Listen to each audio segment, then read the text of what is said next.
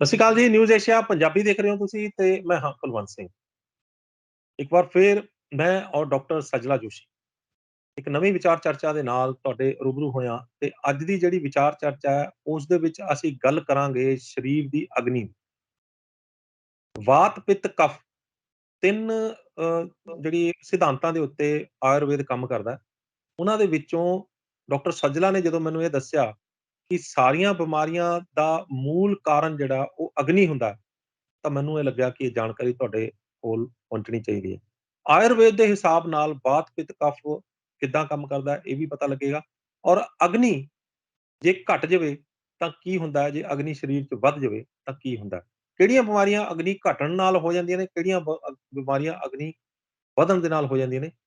ਕੀ ਕਰੀਏ ਕਿ ਨਾ ਅਗਨੀ ਘਟੇ ਤੇ ਨਾ ਵਧੇ, ਤੇ ਜੇ ਅਸੀਂ ਠੀਕ ਕਰ ਵੀ ਲਿਆ ਤੇ ਫਿਰ ਕੀ ਕਰੀਏ कि जेड़ा ये हमेशा बैलेंस रहे। डॉक्टर सजला, आपका न्यूज़ एशिया पंजाबी पे बहुत-बहुत स्वागत है। वेलकम। डॉक्टर सजला, आयुर्वेद का सिद्धांत है वात पित्त कफ, और इसी के ऊपर वात पित्त कफ के ऊपर ही जो आयुर्वेद काम करता है। थोड़ा-सा इसको टच करते हुए हम अग्नि तक पहुँचे। आयुर्वेद में इसको दोषों का सिद्धांत कहा जाता है। हुँ, सिंपल भाषा में अगर आप समझना चाहेंगे कि जो प्रकृति में है, जो ब्रह्मांड में है वही पिंड में है, सिर्फ उसके नाम अलग-अलग दिए हुए हैं, ठीक है? जैसे ब्रह्मांड में 5 प्रकार की पंच महाभूत है, पृथ्वी, जल, तेज, वायु और आकाश, ठीक है? तो इसी प्रकार से अपने शरीर में भी ये पंच महाभूत अवेलेबल है, क्योंकि हम जब शरीर छोड़ते हैं तब अगेन हमारी जो भस्म बन जाती है, रक्षा बन जाती है, वो अगेन पृथ्वी में मिल जाती है, बराबर है? जी। तो अभी आते हैं वात पित्त कफ पे। वात का मतलब है यहाँ पे वायु। अब सिंपल शब्दों में समझने के लिए ऐसे समझ सकते हैं कि ये वायु है। वायु में वायु भी है और आकाश भी है। पंच महाभूत मैं आपको बता रही हूँ 3 दोषों में कहाँ पे है, ठीक है? ओके। तो वायु में वायु भी है और आकाश भी है, क्योंकि अगर खुली जगह रहेगी तो हवा ट्रैवल करेगी। बिल्कुल, बिल्कुल। नहीं रहेगी तो ट्रैवल नहीं कर पाएगी। हुँ, फिर है पित्त। पित्त जैसे वातावरण में सूरज है, वैसे शरीर में पित्त भाव है, ठीक है? तो एक अग्नि का सामर्थ्य है उसमें। फिर आता है कफ भाव। कफ का मतलब है जहाँ पे जल और पृथ्वी महाभूत ज्यादा क्वांटिटी में है। तो इस प्रकार से आप पंच महाभूतों के हिसाब से वात पित्त कफ को जान सकते हैं, ठीक है? आयुर्वेद के हिसाब से जितनी भी बीमारियां होती है उसका मेन कारण ये वात पित्त कफ ही रहते हैं, ठीक है? हम लोग थोड़ा और डीपली पढ़ते हैं आयुर्वेद में तो इसमें गुणों का भी भाव आता है। अभी वात हवा है, हवा, ओके, तो हवा दिखती नहीं है लेकिन महसूस होती है। तो आयुर्वेद के हिसाब से हवा जो है वो हल्की है, ड्राई है, एक्स्ट्रा ड्राइनेस में भी वो चली जाती है, ठंडी है, ओके। तो जब उसके गुणों में भी फर्क आ जाता है तब हम उस प्रकार से वहां पे गिनते हैं कि वहां पे वात भाव है करके, ठीक है? जैसे अगर कोई व्यक्ति बोलता है मेरा शरीर एक्स्ट्रा ड्राई है, ओके, तो हम वहां पे दिमाग में लगा लेते हैं कि यहाँ पे वात जो है वो त्वचा में बहुत बढ़ गया है करके। तो इस प्रकार से वो डायग्नोसिस में हमें हेल्प देता है। तो ऐसे ही सभी के गुण बताए गए हैं। जैसे पित्त है, पित्त जो है वो स्निग्ध गुणात्मक है, थोड़ा सा पिशिल जैसा रहता है, उष्ण रहता है, तीक्ष्ण रहता है। तो ऐसे पित्त के गुण बताए हैं। कफ जो रहता है, कफ पित्त से बहुत ज्यादा स्निग्ध रहता है। कफ जो रहता है वो ठंडा रहता है, पिछिल मतलब बहुत ज्यादा चिपचिपा रहता है। तो ऐसे इनके हर एक के गुण बताए गए हैं। तो उनके गुणों में जब शरीर में बढ़ना कम होना होता है तो उसी के अकॉर्डिंगली अलग अलग बीमारी होती है। अभी आते हैं हम अग्नि पे, ठीक है? आयुर्वेद में बहुत इम्पोर्टेंट एक श्लोक कहा जाता है, रोगाः सर्वे अपि मंदो अग्नौ। इसका मतलब है जितनी भी शरीर की व्याधियां है वो सारी अग्नि के कारण होती है, और जब अग्नि मंद हो जाती है तो सभी बीमारियों का जन्म देती है। आयुर्वेद में अग्नि ये कंसेप्ट जो है वो सिर्फ जाठराग्नि के लिए नहीं है। बहुत सारे लोग ऐसे समझते हैं कि डाइजेशन के लिए जो फायर लगता है, डाइजेस्टिव फायर, उसका मतलब सिर्फ अग्नि है। आयुर्वेद का कहना है अग्नि जो है उसका मतलब जाठराग्नि, धातवाग्नि, मतलब जो हमारी 7 धातुएं बनती है, रस, रक्त, मांस, मेद, अस्थि, मज्जा, शुक्र, इन सभी को बनने के लिए अग्नि लगती है। जैसे हमें खाना पकाने के लिए और तैयार होने के लिए अग्नि भाव लगता है, वैसे ही ये सातों को तैयार करने के लिए भी अग्नि लगती है। जी। और इसी हिसाब से जो धात्वाग्नि है, मतलब जो भी हम खाते हैं, वो सारा पंच महाभूत रहते हैं उसमें। तो ये पंच महाभूतों की भी अपनी-अपनी अग्नि है। अग्नि का यहाँ पे आप मतलब ले सकते हैं कि उन-उन चीज़ों को डाइजेस्ट करने वाला भाव, मतलब अग्नि है। अभी तो आयुर्वेद की ये जो चीज़ है, वो कैंसर के लिए भी उन्होंने चेक करी गई। कि सेल में जो माइटोकॉन्ड्रिया होते हैं, वो भी एक हुँ, अग्नि है। तो जब माइटोकॉन्ड्रिया जो होते हैं, वो डिस्टर्ब हो जाते हैं, उनका बढ़ना कम हो जाता है, उनकी क्वांटिटी कम हो जाती है, तो उसके बाद ट्यूमर के सेल्स जो है वो बढ़ते जाते हैं। ये भी हुँ, देखा गया है। मतलब आयुर्वेद का जो कांसेप्ट था अग्नि का, वो इतना डीपर था कि आपके एक-एक पेशी में रहने वाली अग्नि, हुँ, क्योंकि एक-एक सेल जो है वो अलग-अलग एक यूनिट है। हमें लगता बिल्कुल, है पूरा शरीर मतलब हम हैं, बट ऐसा बिल्कुल, बात नहीं है। हमारी एक-एक हाँ, सेल जो है वो अलग-अलग काम कर रही है। सेल के तो अंदर जो माइटोकॉन्ड्रिया है, वो एनर्जी हाउस है, वो जनरेटर अंदर जो है उसके अंदर काम यस, करते हैं। तो वो जो एनर्जी हाउस है वो अग्नि है। तो इस प्रकार से है। अब ये अग्नि जो है ये दूषित क्यों होती है? ये हम जान लेते हैं कि अभी ऐसे क्या कारण बन रहे हैं हमारे। मेनली जो शरीर में मेद की मात्रा, मूत्र की मात्रा, मतलब जो मल भावज है, वो ज़्यादा हुँ, बढ़ाए, कफ ज़्यादा बढ़ाए। अगर ऐसे वाला खाना हम खाते हैं, मतलब इसमें आप सिंपल शब्दों में समझ सकते हैं, बहुत ज़्यादा भारी खाना, बहुत ज़्यादा स्निग्ध खाना, स्निग्ध पिच्छी, इसका मतलब आप यहाँ पे ये ले सकते हैं कि जैसे बटर है, हुँ, आजकल अमूल मतलब नाम नहीं लेना चाहिए, बटर जो मिलता है अलग मार्केट में, तो ये प्रोसेस्ड फूड में आता है। जो पिज़्ज़ा मिलता है, ये प्रोसेस्ड फूड में आता है, उसके अंदर जो चिपचिपापन होता है, तो उसको आप हुँ, समझ सकते हैं पिच्छीलता। और एक्स्ट्रा क्वांटिटी में ड्राई फ्रूट्स कंज़्यूम करना, ज़्यादा हुँ, क्वांटिटी में आइसक्रीम खाना या बहुत ज़्यादा ठंडी चीज़ें खा लेना।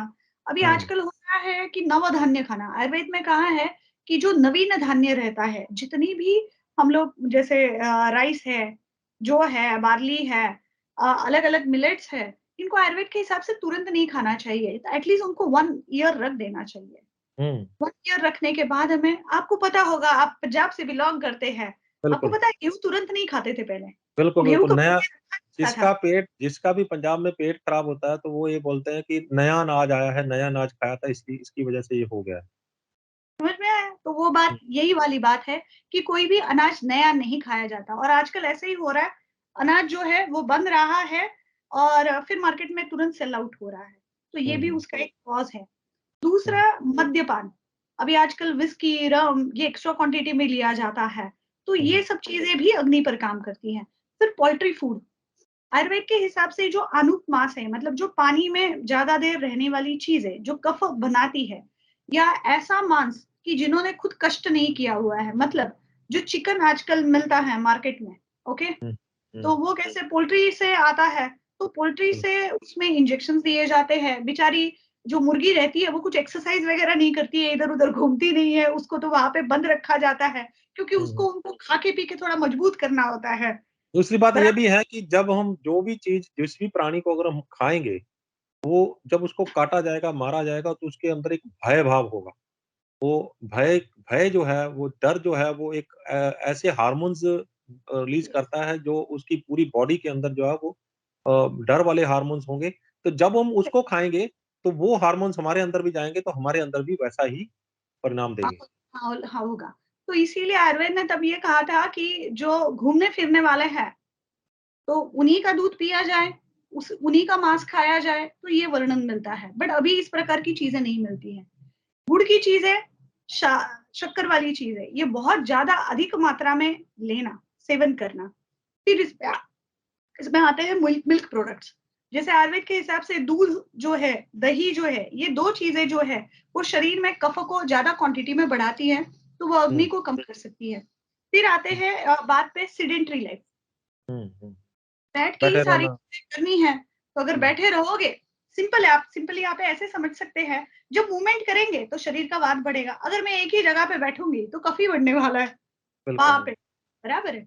क्योंकि मैं हुँ, एक ही जगह पे स्टैग्नेंट होके बैठ गई हूँ, इसीलिए। हुँ, ओके, तो फिर दूसरा आता है दीवास्वाप। दीवास्वाप का मतलब है दोपहर को सोना। हुँ, कई लोग रहते हैं रात्रि में जागरण करते हैं, रात्रि में 2-2 बजे तक जागेंगे, हुँ, फिर हुँ, 10 बजे तक, 11 बजे तक सोएँगे। ये एक प्रकार होता है। दूसरा प्रकार ये होता है कि रात को 2 बजे तक जग के फिर सवेरे तो उठ जाएँगे 7-8 बजे, लेकिन हुँ, वापस फिर दोपहर को सोएँगे 2-3 घंटा। तो ये सभी जो है आयुर्वेद में दीवास्वाप में ही आता है और ऐसे रात्रि के व्यतिरिक्त जो भी लोग सोते हैं, ठीक है? तो उनके शरीर में कफ पित्त भाव बढ़ता है और आजकल तो इस पे एक रिसर्च भी आई हुई है कि जो लोग इस प्रकार से सोते हैं, तो उनके शरीर में धीरे-धीरे जो है शुगर जो है उनका बढ़ने लगता है, ब्लड प्रेशर बढ़ने लगता है। तो ये सब चीज़ें क्यों हुई है? तो वो हमारी दिनचर्या के कारण हुई है। मतलब मोस्ट ऑफ जो लाइफस्टाइल डिसऑर्डर है जिसमें आप डायबिटीज ले सकते हो, हाइपोथायरायडिज्म ले सकते हो या जिनके भी शरीर के अंदर कोलेस्ट्रॉल की मात्रा जो है वो एक्स्ट्रा क्वांटिटी में भरी हुई है, स्किन डिसीजेस ले सकते हो। तो आयुर्वेद के हिसाब से एक लंबी लिस्ट इसमें रेडी हो जाती है कि अगर आप सिर्फ दिनचर्या का फॉलो नहीं करने के कारण आपकी अग्नि जो है वो मंद हो जाती है और उसके हुँ, कारण डिसीज हो जाते हैं। हुँ, इसके साथ एक्सरसाइज नहीं करना। जैसे अभी कई लोगों के जॉ भी बैठने वाले होते हैं, वो अलग बात है, बट उसके अलावा तो हमें एक्सरसाइज करनी चाहिए। तो लैक ऑफ एक्सरसाइज ये भी एक रीज़न है कि आपकी अग्नि जो है वो मंद हो जाती है। अभी हुँ, सबसे इम्पोर्टेंट बात मैं बताने जा रही हूँ। एक्स्ट्रा वाटर कंजम्पशन भी एक्स्ट्रा वाटर कंजम्पशन भी अग्नि को मंद कर देता है। हुँ, इसलिए ऐसा कहना है भोजन के पूर्व एक्स्ट्रा वाटर नहीं लेना चाहिए, हुँ, एक्स्ट्रा क्वांटिटी में। भोजन के बीच में थोड़ा-थोड़ा पानी पीना अलाउड है और भोजन के अंत में आयुर्वेद ने कहा है कि दोपहर में आप छाछ ले सकते हो, ओके? हुँ, बट वो देसी गाय का दूध का बना हुआ दही का छाछ हो, तो आप उसको प्रेफ़र कर सकते हो। बाकी रात के लिए उन्होंने मना करके रखा है। तो हुँ, अगर इस प्रकार से लेते हो, तो अग्नि जो है वो आपकी मंद नहीं होती है, अगर आप पानी नहीं लेते हैं तो। हुँ, तो ये प्रकार हुआ अग्नि का, ठीक है? तो अभी हमने आपको ये समझा दिया है कि इस प्रकार से जब अग्नि मंद हो जाती है, अभी अग्नि मंद हो गई, मंद होने के बाद क्या होगा? वो डाइजेशन ही नहीं कर पाएगी। आप उसको जो भी हुँ, खिलाओ, वो डाइजेस्ट नहीं करेगी। अगर वो डाइजेस्ट नहीं करेगी, तो क्या होगा? भोजन जिस अच्छी क्वालिटी का बनना चाहिए, भोजन के बाद उसका आहार रस, एक एनर्जी, वो अच्छी एनर्जी नहीं बनेगी। अगर अच्छी एनर्जी नहीं मिलेगी बनेगी, तो शरीर में जो भी आपकी धातुएँ हैं, रस, रक्त, मांस, मेद, अस्थि मतलब बोन, मज्जा, शुक्र, ये सारे हेल्दी नहीं बनने वाले हैं। अगर ये हेल्दी नहीं बनेंगे तो बीमारियाँ कॉज़ होगी। हुँ। तो इसलिए आयुर्वेद का कहना है कि सभी जो अग्नि का मूल है वो यही है। अभी आप मुझे पूछेंगे कि ये डिस्टर्ब नहीं करना है तो हमें क्या करना है? हुँ, हम नहीं, चाहते हैं कि नहीं, इससे हमारी इससे अग्नि पहले इससे पहले मैं ये जानना चाहूँगा कि आपने हाँ, जो आपने बताया कि वात, पित्त, कफ तीनों की डिटेल जो हमें दी है, उससे तीनों जो धातुएँ अगर उसमें डिस्टर्ब होती हैं, कुछ भी डिस्टर्ब होता है, तो इसमें अग्नि में तो आपने बता दिया कि दुनिया भर के रोग जितने भी लग रहे हैं, वो अग्नि मंद के या अग्नि ज़्यादा होने के कारण लग रहे हैं। तो पित्त, कफ इनके भी कितने-कितने रोग कैसे-कैसे रोग लग जाते हैं? इसमें भी अलग-अलग प्रकार के आयुर्वेद ने बताया बट बेस यही है। बेस यही है कि अग्नि पहले डिस्टर्ब हुई, फिर वो वात, पित्त, कफ के अलग-अलग रोग बनाएगी। जैसे आयुर्वेद में वर्णन है कि वात के 80 प्रकार के रोग होते हैं, पित्त में जो होते हैं वो 40 टाइप्स के रोग होते हैं, है ना? तो और कफ में होते हैं वो 20 टाइप्स के रोग होते हैं। तो ऐसे अलग-अलग रोगों की गणना आई हुई है। और आयुर्वेद में लास्ट में ये भी बताया है कि हर एक डिसीज़ का नाम हो, ये कोई ज़रूरी नहीं है। हुँ, लेकिन उसमें कौन बड़ा है और कौन घटा है, ये आपको जानना ज़रूरी है। तो आप जो घटा है, उसको बढ़ा दोगे और जो बड़ा है, उसको घटा दोगे। इसका मतलब है समभाव कर दोगे, तो आप ठीक-ठाक है, आप आप हेल्दी ठीक-ठाक हैं। हैं। लेकिन ये कैसे पता चले कि उसके शरीर में वात की कमी है, कफ की कमी है, पित्त की कमी है या इसमें तीनों धातुएँ जो बढ़ी हुई हैं, ये कौन कैसे पता लगाता है? ये आयुर्वेद में ऐसे सिम्पटम्स दिए हुए हैं, जिसके अकॉर्डिंगली हम चेक करते हैं। जब हम हिस्ट्री लेते हैं, तब हमें पता चलता है। अभी वात, पित्त, कफ ये जो चीज़ें हैं, वो एवरीडे बनने वाली चीज़ें हैं, ठीक है? हुँ, मतलब जो भी हम खाते हैं, पीते हैं, इवन हमारा जो विहार विहार का मतलब है हमारा चलना, फिरना, सोना, ये आचरण। जितने भी एक्टिविटीज़ है, आचरण है, विहार कहा जाता है इनको। तो इनका इफेक्ट वात पित्त कफ पे डेली बेसिस पे पड़ता रहता है। इसीलिए अगर रात को आप एक्स्ट्रा सो गए, एक्स्ट्रा नींद कर ली, मतलब सवेरे आप 10-10 बजे तक उठोगे नहीं, तो शरीर में कफ बढ़ना ही बढ़ना है। आप मुझे कहोगे तो फिर हेल्दी व्यक्ति के लक्षण क्या है? तो हेल्दी व्यक्ति के लक्षण ये है, जिसको अच्छे से भूख लगे, खाना अच्छे से हजम हो जाए, सवेरे जो पोट्टी आए, ये प्रॉपर पोट्टी आए। प्रॉपर पोट्टी आने का मतलब यहाँ पे है, वो फुल्ली फॉर्म पोट्टी आनी चाहिए। फुल्ली फॉर्म का यहाँ पे मतलब है वो बनाना शेप में आनी चाहिए, वो पानी में नहीं घुलनी चाहिए, अगर इस और उसमें स्मेल नहीं आनी चाहिए। अगर इस प्रकार की पोट्टी आपको हो रही है और आपको शरीर में कार्य करने के लिए उत्साह अनुभव हो रहा है, सवेरे आपको थका-थका फीलिंग नहीं आ रही है, आप एकदम फ्रेश फील कर रहे हो काम वगैरह करने के लिए, तो अगर ये सारे सिम्पटम्स अगर आप में है, तो आप समझ सकते हो यू आर हेल्दी। हुँ, ठीक है।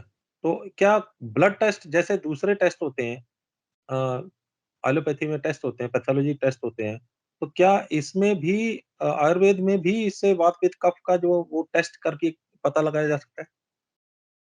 आयुर्वेद में वात पित्त कफ जो है वो हमें सिम्टम्स के अकॉर्डिंगली कंफर्म हो जाते हैं।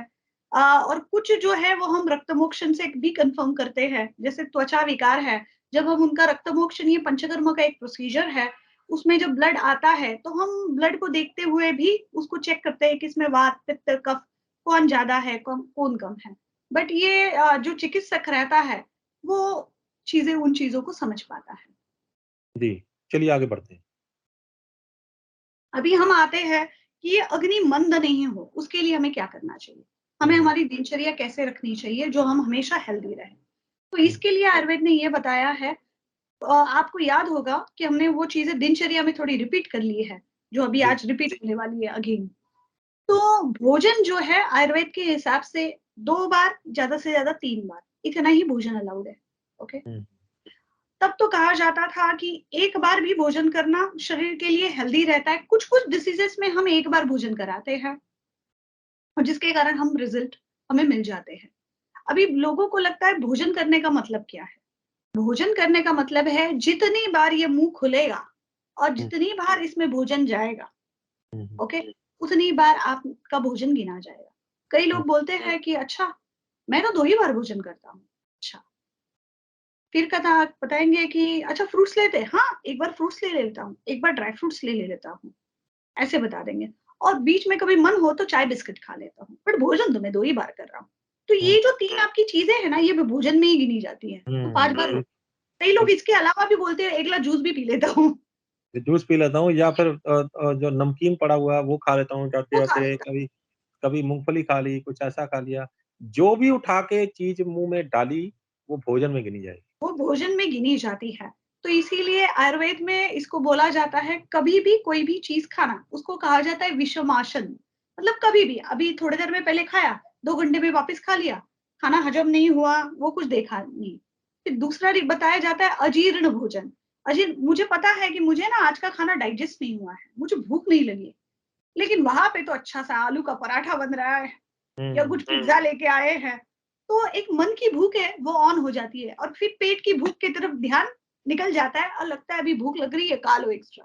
हुँ, बट हुँ, इस कंडीशन में भी अगर आप भोजन खाएँगे तो आपकी अग्नि और डिस्टर्ब होगी, वो बेचारी पहले से डिस्टर्ब ही है, तो और हुँ, डिस्टर्ब हो जाएगी। हुँ, तो इसीलिए भोजन जो है वो इसी प्रकार से करने के लिए कहा गया है, 2 भोजन, 3 भोजन। अभी ये भी कैसे? इसके लिए आयुर्वेद में ये कहा जाता है कि सवेरे का भोजन जो होना चाहिए वो राजावत होना चाहिए, कि जैसे आप हुँ, राजा। हुँ, हुँ, दोपहर का भोजन आपका होना चाहिए कि जैसे आप मिडल फैमिली से, मिडल लोगों में जैसे है, वैसे होना चाहिए। रात का भोजन आपका भिखारी की तरह होना चाहिए। यहाँ पे कहने का भाव ये था कि मॉर्निंग में अगर आप 5 रोटी खा रहे हो, तो दोपहर को 3 खा लो, हुँ, और रात को डेढ़ या 1 रोटी ही खा लो। हुँ, इस प्रकार से अगर आप रखते हैं, तो भी आपकी अग्नि जो है वो अच्छी बनी रहती है। अभी ये 3 भोजन में भी हम लोग ये कहते हैं कि ज़्यादा करके जो लाइफ़स्टाइल वाली बीमारियाँ आती है, तो उसमें हम कहते हैं कि ज़्यादा से ज़्यादा आप 2 भोजन का ट्राई करो। अगर 2 भोजन पे नहीं रह पाते हैं, तो इसके साथ-साथ हम कहते हैं कि जैसे लाया है, मतलब जो जौ का पॉपकॉर्न है, ज्वार का पॉपकॉर्न है, जो हल्की चीज़ें हैं, वो आप खाओ, तो वो आपको कैलोरीज़ नहीं देगी, लेकिन फीलिंग इफ़ेक्ट एक दे देगी। और आयुर्वेद के हिसाब से ये जो चीज़ें हैं, ये अग्निवर्धन में आती हैं। तो वो अग्नि को बढ़ाने के लिए आती है।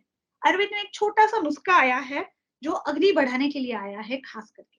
तो वो ये है कि भोजन के पहले आपको अदरक के चिप्स काटने हैं, हुँ, उसके ऊपर 1-2 बूंद नींबू डालना है हुँ, और उसमें सेंधा नमक और काला नमक डालना है।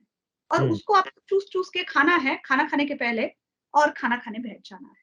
तो हुँ। उससे आपकी अग्नि जो होती है वो प्रदीप्त हो जाती है। इसको आयुर्वेद में लवण अदरक योग कहा जाता है। तो तो ये इसमें आप ट्राई कर सकते हैं। हाँ जी। इसमें इसमें एप्पल साइडर विनेगर कितना काम करता एप्पल साइडर विनेगर ये जो चीज़ें हैं, ये आयुर्वेद के हिसाब से एवरीडे लेने वाली चीज़ें नहीं है, है? हुँ, अग्निवर्धन के लिए। तो ये छोटी-सी जो चीज़ें हैं, जैसे 6 रस होते हैं, मीठा, खट्टा, नमकीन, कड़वा, तीखा और कसेला, ठीक है? तो इसमें जो खट्टा रस बताया है और लवण रस जो बताया है, नमक, नमकीन, ये अग्नि को बहुत ज़्यादा प्रदीप्त करने के लिए काम में आते हैं, अग्नि बढ़ाने के काम में आते हैं। तो इसीलिए खट्टा चीज़ें व्यक्ति खा सकता है, लेकिन ये अभी टॉपिक हमारा चल रहा है अग्नि का, इसीलिए हम ये दोनों की बात कर रहे हैं। हुँ, बट हुँ, बहुत सारे डिसीज़ में हम लोग खट्टा खाने के लिए मना करते हैं, मना कर इंक्लूडिंग नींबू, ठीक है? हुँ, हुँ, तो बाकी हम बढ़ाने के लिए बोलते हैं कि आप इसमें इस प्रकार से आप खट्टी चीज़ ले सकते हैं। जैसे अभी मैंने आपको लवण, अदरक और नींबू रस वाला कॉम्बिनेशन बताया। हुँ। इसलिए बहुत ये डेली जगह खा पे सकते हैं? देखा जाता है, ये डेली नींबू खा रस सकते में हैं? अदरक डाल के रखते हैं। हाँ जी, ये डेली खा सकते हैं हम? डेली खा सकते हैं, कोई दिक्कत नहीं। तो जिसको डिसीज़ नीम नहीं है वो डेली खा सकता है। इसको अदरक को अगर किसी सिरके में डाल के रख दें, तो वो खा लें तो वो भी नुकसान करता है कि वो सिर्फ़ चल जाएगा? ये नुकसान नहीं करेगा, बट जो इंस्टेंट वाली चीज़ रहती है वो ज़्यादा फ़ायदा देती है हमेशा। ओके, सिरका तो ओके। आपका बना हुआ ही रहेगा, तो हुँ, इसीलिए ये अचार की संकल्पना यहाँ से ही आई है। अचार क्यों लेते हो? देखो अचार जो है वो खट्टा है, हुँ, खट्टा भी है और स्निग्ध भी है। मतलब हुँ, चिपचिपापन भी है उसमें, मतलब हुँ, तेल हुँ, है उसमें, बराबर है? उसमें डलती है राई, ये चीज़ें सारी गर्म चीज़ें हैं, तो ये शरीर की अग्नि को वर्धन कर देती है। लेकिन अचार का प्रमाण कितना रखा है थाली में? इतना-सा। बिल्कुल थोड़ा-सा हाँ। बिल्कुल थोड़ा-सा, जस्ट चाटने के लिए उसको, जो आपके शरीर का अग्नि बढ़ा दे। तो क्वांटिटी हुँ, कितनी लेनी है ये इम्पोर्टेंट होती है। और एवरीडे फिर अचार नहीं लेना है, एवरीडे अदरक खा सकते हो आप, अदरक में कोई दिक्कत नहीं है। इवन आयुर्वेद में अग्नि बढ़ाने के लिए अजवाइन, जीरा, सौंठ पाउडर, जो घर में चीज़ें रहती हैं वो मैं बता रही हूँ आपको। हुँ, हुँ। जैसे काली मिर्ची, है ना? तो इवन पिपली भी कई चीज़ों में डाली जाती है, तो पिपली का प्रयोग भी आप कर सकते हो, ओके? दालचीनी? दालचीनी भी चल जाती है, वो चतुर्जात में आई हुई है तो वो भी चलती है। तो हुँ, ये सब चीज़ें आप सिंपल ये कहेंगे कि जो भी स्पाइसेस वर्णित है ना, वो सारे अग्निवर्धन के लिए है। इसीलिए हमारे खाने में जो गरम मसाला डलता है, वो उसी के लिए डलता है, क्योंकि हुँ, हुँ, आपकी अग्नि जो है वो प्रॉपरली बनी रहे। एवं खाने में जो हम तड़का लगाते हैं, उसका में जो हींग डालते हैं, तो हींग भी अच्छा अग्नि का वर्धन करने वाला है। तो ये जो अपनी जितनी भी रसोई के आइटम बनाए गए हैं, जो उन्होंने जिन्होंने लिख के रखे हैं, वो पूरा अग्नि का विचार समझ कर ही उन्होंने सब चीज़ें लिखी हुई हैं। ठीक है। अग्निवर्धन में एक विहार आता है, वो है एक्सरसाइज़। आयुर्वेद हुँ, का कहना है कि जितना अगर आप एक्सरसाइज़ प्रॉपरली करते हो, तो आपका अग्नि का वर्धन होता है, आपको भूख लगना शुरू हो जाता है। इसीलिए हुँ, रेगुलरली वॉकिंग करें, एक्सरसाइज़ करें। अभी एक्सरसाइज़ कितना करें? तो अर्ध शक्ति एक्सरसाइज़ बोला हुआ है। उसका मतलब यहाँ पे पसीना छूटने लगे, आपके बगल में पसीना छूटने लगे, आपकी साँस थोड़ी फूलने लगे, तो ये है आपका अर्ध शक्ति व्यायाम। ये आप रेगुलर बेसिस पे करेंगे, तो आपकी अग्नि मंदनी होगी। जी। अब आए कि बहुत सारे लोगों में अग्नि बढ़ जाती जैसे आपको पता है जिनकी अग्नि बढ़ जाती है उनको बोलते हैं भस्मक रोग हो गया है। है। अगर हुँ, आपने सुना होगा तो, हुँ, कि हुँ, अरे एक ही व्यक्ति 10-10 लोगों का खाना खा लेता है, ये क्या बात है करके। हुँ, तो इसको आयुर्वेद में तीक्ष्णाग्नि कहा जाता है। तो तीक्ष्णाग्नि के कारण उसका मेटाबॉलिज्म इतना फास्ट हो जाता है कि वो इस प्रकार का खाना चालू कर देता है। तो हुँ, वो इसको आयुर्वेद में भस्मक रोग बोलते हैं, हुँ। भस्मक रोग। तो जो भी इसकी जाया ट्रीटमेंट जो भी गया जाती अंदर वो भस्म हो गया। वो भस्म हो गया। तो इसीलिए यहाँ पे इन लोगों को जो स्निग्ध और पिच्छिल बहुत जल्दी जो पचे नहीं, ऐसा खाना इन लोगों को खिलाया जाता है। मतलब आयुर्वेद में उनके लिए डाइट इस प्रकार का डिज़ाइन किया जाता है। फिर हुँ, उनको जो मेडिसिन्स दी जाती है वो पृथ्वी महाभूत प्रधान होती हैं। जैसे अग्नि कोई लग जाए, आग लग जाए, बहुत ज़्यादा आग लग जाए, तो हम क्या करेंगे?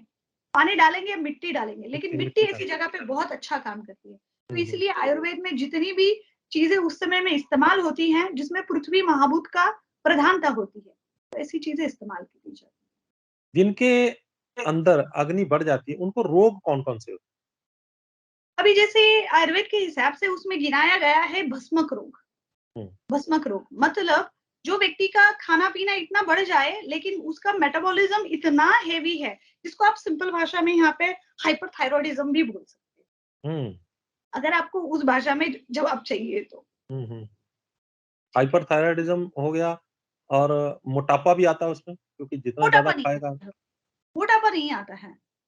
मोटापा जो आयुर्वेद में आता है वो एक्स्ट्रा कफ मेद जो बढ़ा हुआ है, वो विकृत बढ़ा हुआ है यहाँ पे, तो वो आता है मंदाग्नि में। और जो स्ट्रेस इंड्यूस्ड जो ये रहती है ना, हाँ, आयुर्वेद में और एक कारण बताया है अग्नि मंद होने का, वो है आपकी सोच, आपका बस। स्ट्रेस। हम्म, एक्स्ट्रा स्ट्रेस लेने के कारण भी अग्नि मंद हो जाती है। हम्म, आपको खाने की इच्छा ही नहीं होगी, आपका शोक, क्रोध, लोभ, मोह, इनका भी वर्णन आया हुआ है। अभी जैसे फैमिली में कुछ हो जाता है तो अपने देखो भूख ही नहीं लगती है, तो वो भी एक अग्नि मंद होने का रीजन यहाँ पे बताया है। तो जिनके अंदर तेजाब बनता है, जिनको जलन होती है, इनको भी अग्नि बढ़ी हुई होती है। नहीं, इसमें अग्नि बढ़ी होने का डिसीज नहीं माना जाता है, इसमें थोड़ा-सा आयुर्वेद पित्त का डिसीज उसको मानता है, ओके? ये तो हमने पूरा डिटेल अग्नि वाला ही ले लिया है। अभी आप जो मुझे सवाल कर रहे हो एसिडिटी वाला, उसको आयुर्वेद में अम्ल पित्त कहा जाता है, हम्म, ठीक है? आयुर्वेद के हिसाब से अम्ल पित्त 2 प्रकार का होता है।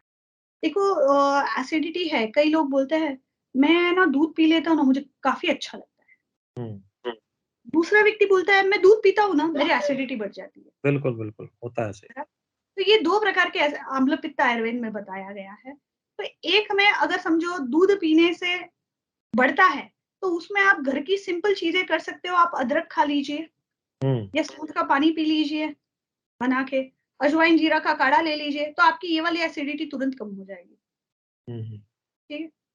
और जब ये दूध वाली एसिडिटी जिनकी दूध से कम हो जाती है एसिडिटी, उनके लिए आप मुनक्का का पानी जो है, मुनक्का का सूप जो है, किशमिश जो है, ऐसी चीज़ें खाइए, क्योंकि ये एसिडिटी वाले ऐसे लोग रहते हैं कि जिन्होंने खाना नहीं खाया इसलिए इनको एसिडिटी बनती है। हम्म, तो उस केस में उन्होंने मुनक्का, किशमिश ऐसी चीज़ें खा लेनी चाहिए कि वहाँ पे पित्त जो है वो न्यूट्रलाइज़ हो जाए, ऐसे, हम्म।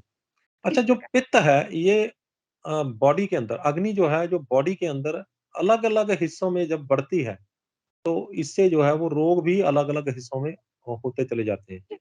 तो कौन कौन सी ऐसी गंभीर बीमारियां हैं जो अग्नि बढ़ने से होती अभी गंभीर बीमारियों में आप कैंसर भी ले सकते हो, है? सबसे गंभीर बीमारी। तो आयुर्वेद के हिसाब से कैंसर भी जो हो रहा है वो आपका अग्नि ठीक नहीं है, उसी के कारण हो रहा है। मतलब आप जितने भी डिसीजेस के नाम लोगे, कितने भी गंभीर होने दो वो डिसीज, उसका सभी का जो मूल तत्व जो आएगा आयुर्वेद के हिसाब से अग्नि ही आएगा, गठिया भी उसी में आ जाता है। गठिया में आएगा। सभी मैंने बोला ना, आप जितने भी बीमारियों का नाम लोगे, इसलिए मैंने बोला ना रोगाः सर्वे अपि मंदे अग्नौ, सभी बीमारियों की जड़ मंदाग्नि है। हम्म। और ये तीक्ष्णाग्नि जो है भस्मक, ये बहुत कम लोगों में देखी जाती है, बट मंदाग्नि बहुत सारे लोगों में देखी जाती है। तब हमें मुझे ये बताइए कि अब क्या करें कि ये अग्नि जो है वो मंद ना हो। जैसे अग्नि मंद ना हो, इसके लिए अपनी दिनचर्या को प्रॉपर करना जरूरी है, इसलिए आप हमारा दिनचर्या वाला वीडियो डिटेल में देख लीजिएगा। हम्म, दूसरी बात, आहार का वीडियो है जिसमें रात्रिचर्या भी एक्सप्लेन की हुई है, क्या खाए क्या न खाए ये भी एक्सप्लेन किया हुआ है, तो आप जाके वो वाला वीडियो आप देख सकते हैं, तो आपको डिटेल आइडिया आ जाएगी। अभी मैं इसमें शॉर्ट में आपको चीजें बता देती हूँ। जैसे अगर आप 2 बार एक्स्ट्रा में 3 बार अगर भोजन करते हैं तो आपकी अग्नि मंद नहीं होगी। रेगुलर एक्सरसाइज आपको करना है, रात्रि जागरण नहीं करना है, एक्स्ट्रा वाटर इनटेक नहीं लेना है। जैसे अगर आपको कुछ मीठी चीज खानी है तो आप हमेशा थाली में सबसे पहले मीठी चीज खाएंगे और हम्म। उसके बाद बाकी का खाना सेवन करेंगे। बहुत सारे लोग खाना खाने के बाद मीठा करते हैं, हाँ, बिल्कुल बिल्कुल। कुछ तो मीठा हो जाए ऐसा ऐड स्वीट डिश, करके लोग ने स्वीट डिश, भोजन स्वीट के डिश बाद बोलते हैं मीठा। उसको। यस, खाना खाने के बाद स्वीट डिश बोलते हैं कि अब कुछ मीठा हो जाए। डिश, बट ये गलत कंसेप्ट है। खाना खाने के बाद में मीठी चीज नहीं लेनी चाहिए, उससे अग्नि काफी मंद हो जाती है, वो खाना हजम करने के लिए टाइम लग जाता है। इसीलिए भोजन की थाली में सबसे पहले मीठा जाना चाहिए और बाद में बाकी सब चीजें जानी चाहिए। ओके। दूसरा बात, इसमें आपको ओम ध्वनि करे आप, प्राणायाम में खास करके अनुलोम विलोम भ्रामरी ये चीजें करें तो स्ट्रेस जो है वो रिलीव होता जाएगा, तो जिसके कारण अग्नि को वर्धन मिल जाता है। बराबर है। तो आप ये चीजें याद कर सकते हैं। बाकी खाने की चीजों में तो हमने आपको डिटेल बताया गया है। सब्जी आप सारी ले सकते हो, लौकी पेठा टिंडा गिलका तुरई गिलोड़ा परवल भिंडी बैंगन, ये सारी चीजें खा सकते हो। सिर्फ ध्यान रखना है जो चना छोला राजमा छोला जितने भी बिन्स वाली चीजें हैं आप दोपहर को खाएं। दोपहर को अच्छा। खाएं। यस। अगर आप एक बार फिर रात्रि रिपीट कीजिए। अब एक बार फिर रिपीट कीजिए, सुबह कौन-सी खानी है, दोपहर कौन-सी खानी है, शाम को कौन-सी खानी है? अभी ये जो लौकी पेठा टिंडा गिलका तुरई गिलोड़ा परवल भिंडी बैंगन ये सब चीजें जो है ये आपको दिन में खानी है। अगर आप सवेरे खाते हो तो या दोपहर में खाते हो तो ठीक है। एवं जो हरी सब्जियां, हरी पत्ते वाली सब्जियां खाते हैं, बराबर है। आयुर्वेद का कहना है ये आप ज्यादा से ज्यादा हफ्ते में 2 बार या 3 बार खाना ठीक रहता है, एवरीडे नहीं खानी चाहिए। हुँ, ठीक है। और ये भी आप दिन में ही खाते हैं तो काफी अच्छा है। अभी आते हैं रात में। रात की बात, रात में भी आपको यही सब्जियां खानी है। ओके, जो बताई गई है।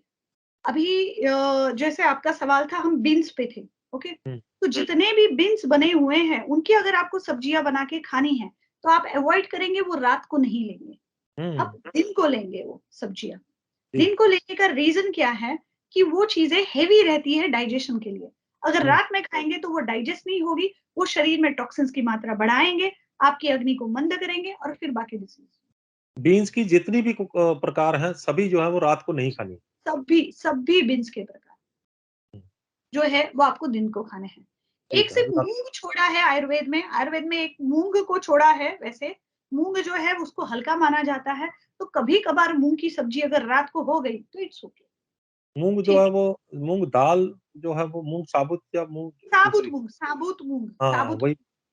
साबुत मूंग को भी हल्का माना गया है आयुर्वेद में।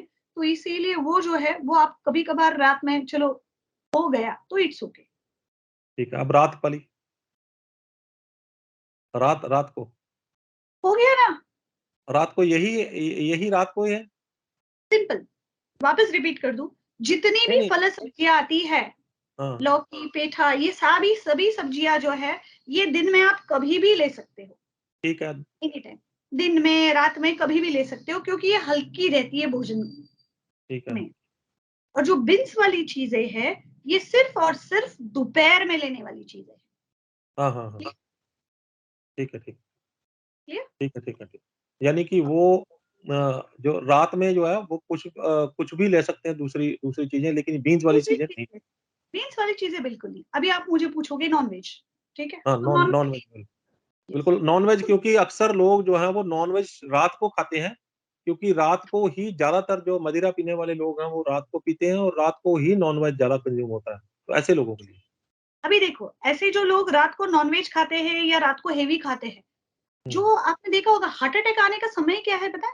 रात को रात 10 से 9 बजे के बीच में जो है बिल वो बहुत लोगों को अटैक आते हैं। बिल्कुल। आयुर्वेद का वहाँ का कांसेप्ट ये है 10 से 2 बजे का जो काल है वो पित्त का काल है।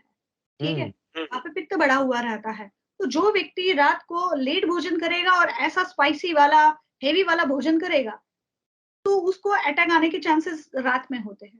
तो इसलिए हुँ, आयुर्वेद का कहना है भोजन रात का हमेशा हल्का ही होना चाहिए। नॉनवेज खाने वाले लोगों के लिए नॉनवेज खाना है, दिन में खाना चाहिए। हुँ, ठीक है?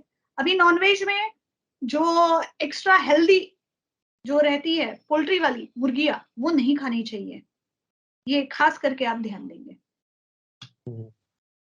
तो ये सारी चीज़ें हो गई। अब मुझे लगता है कि अ, ये जो इसमें कुछ चीज़ें ऐसी हो सकती हैं कि जिसमें उम्र का भी कुछ तकाज़ा हो भी, ये इस उम्र के लोगों को खानी है, ये इस उम्र के लोगों को नहीं खानी है। तो इसमें उम्र के लिए आप इस प्रकार से बात कर सकते हैं कि जो बच्चे हैं, बराबर है? आयुर्वेद के हिसाब से 12 साल तक के बच्चे का कफ का समय माना जाता है। फिर बाद में जो नॉर्मल जवान लोग जो होते हैं, तरुणावस्था, तो वो जो होता है वो पित्त का समय माना जाता है और आफ्टर 60s के बाद वात का समय माना जाता है, कि शरीर में वात की वृद्धि होने लगती है। तो जैसे-जैसे बुढ़ापा नज़दीक आने लगता है, वैसे-वैसे भी अग्नि कम होने लगती है। इसीलिए बच्चों की अग्नि अच्छी होती है। बच्चों की अग्नि अच्छी होने का कारण बता दूँ, वो लोग घूमते-फिरते हैं, हुँ, कूदते हैं, तो इसीलिए एक्सरसाइज़ एक्स्ट्रा होने के कारण उनकी अग्नि अच्छी है। बट हुँ, आजकल के बच्चे जो टीवी के सामने बैठ के खाना-पीना खाते हैं, उनकी अग्नि कम है। बिल्कुल, बिल्कुल। यस। तो इसीलिए एक्सरसाइज़ ये मेन वहाँ पे फैक्टर आ जाता है उम्र के हिसाब से। इसीलिए हम लोग ख़ास करके जिनकी एज बढ़ जाती है, वहाँ पे ख़ास करके गाय का घी खाने के लिए बोलते हैं। आपने देखा होगा, हवन जब करते हैं, अग्नि कुंड में घी डाला जाता है और बिल अग्नि को प्रज्वलित किया जाता है। तो बिल्कुल, बिल्कुल। आयुर्वेद के हिसाब से बहुत सारी ट्रीटमेंट्स में हम लोग घी का, जो देसी गाय का घी रहता है, उससे सिद्ध की हुई औषधियों का प्रयोग करते हैं। जो उनके अग्नि का वर्धन हो जाए। मुझे लगता है कि ये कंप्लीट जानकारी है और इससे बहुत सारे लोगों का फ़ायदा होने वाला है। बहुत-बहुत धन्यवाद आपका। आपने एक कीमती समय निकाल के हमारे दर्शकों के लिए ये जानकारी दी है। बहुत-बहुत धन्यवाद। Thank you. तो ये थे डॉक्टर सज्जला जोशी जिन्होंने हमें बताया कि वात, पित्त, कफ शरीर में कैसे काम करता है और मंदाग्नि शरीर में अग्नि कम हो, उससे कौन से रोग होते हैं, उसके पीछे क्या कारण रहते हैं, उसको कैसे ठीक किया जा सकता है और अग्नि बढ़ जाए तो उससे कौन से रोग होते हैं और उससे उसे कैसे जो है वो नॉर्मलाइज़ किया जा सकता है। वात के कौन से रोग होते हैं, पित्त के कौन से रोग होते हैं, कफ के कौन से रोग होते हैं। किस उम्र के लोगों को कौन-सा जो है वो चीज़ें खानी चाहिए, कौन-सी चीज़ें नहीं खानी चाहिए। दिन में कौन-सी सब्जियाँ खानी चाहिए, रात में कौन-सी खानी चाहिए, हरी सब्जियाँ 1 हफ्ते में कितनी बार खानी चाहिए, हर चीज़ का आज इस वीडियो में पूरी डिटेल दे दी गई है।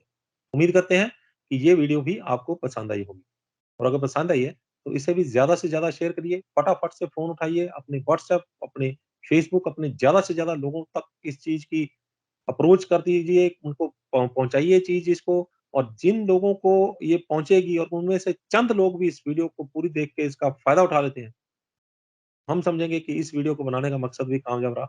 हमारे channel News Asia Punjabi, News Asia Hindi, Awaaze Punjab और Facebook page News Asia Punjabi को लाइक, सब्सक्राइब और फॉलो करना ना भूलिएगा। जाते-जाते एक डिस्क्लेमर ज़रूर दे दूँगा कि ये प्रोग्राम मेडिकल एडवाइस के लिए नहीं है। ये प्रोग्राम सिर्फ़ और सिर्फ़ जानकारी के लिए है और अगर जानकारी हासिल करके किसी को कुछ फ़ायदा होता है, तभी हमारे इस प्रोग्राम की कामयाबी मानी जाएगी। अगली बार फिर हाज़िर होंगे एक नए मुद्दे, एक नए मेहमान के साथ। तब तक हमें दो इजाज़त। धन्यवाद।